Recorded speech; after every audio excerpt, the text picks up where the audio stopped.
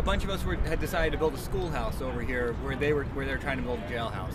So I was in the process of building this schoolhouse because they lack imagination to build it here, so we are providing that imagination. So we're building the schoolhouse. We completed what we could. We're having a class lesson there, reading from Frederick Douglass with a teacher from Baltimore City Public Schools, and they came in and arrested us. What's going across your mind? You're being carried to a police wagon.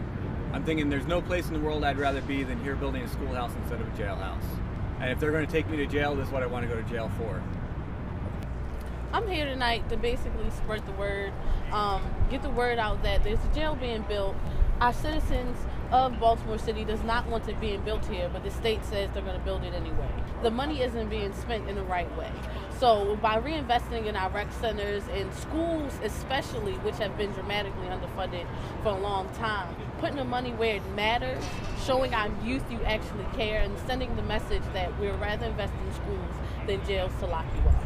Well, you know, when we came here yesterday, we weren't intending to cause a scene. We weren't intending to have dozens of riot cops coming out to confront us. What we came to do was actually have a very peaceful protest to raise awareness about the sort of crisis of budgeting and the crisis of decision-making that's happening in the city and the state in terms of whether or not it makes sense to spend $100 million to build a youth detention facility when our rec centers are in danger of being privatized and being Dr. closed. Cole spoke to that. So around 8:15 this morning, 4 of us arrived at the site 600 East Monument Street to serve breakfast, and an officer whose badge number was 1149 told us that we were not allowed to serve food on the sidewalk or set up shelter, but that we made it clear to him we would be coming back this evening to do a teach-in and serve food, and he said as long as we served the food out of our vehicles, we would not be in violation of anything. So we've come, it's about 6 o'clock now, and we have a truck with food loaded in the back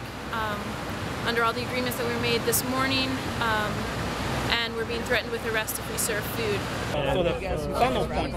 My name is Davon Love, president of Leaders of a Beautiful Struggle. It is a youth-based community think tank and organization. Our goal is to involve young people in public policy and to develop a social political consciousness among many young people so that we can begin to mobilize some of the movements that we've seen in the 60s that were primarily run by and sparked by young people.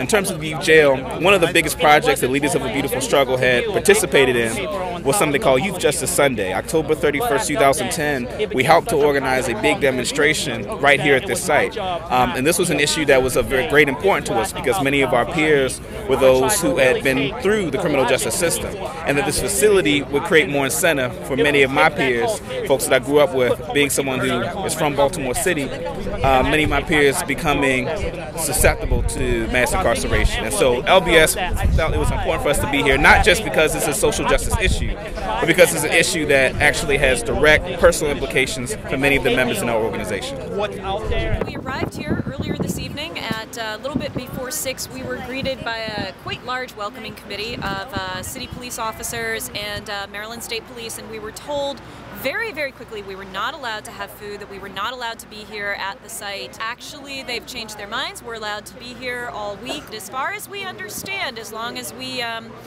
remain orderly, as long as we don't try to actually rush the site of the detention center, which is controlled by the state and not by the city is going to allow us to be here and it's going to allow us to carry out our programming for the rest of the week.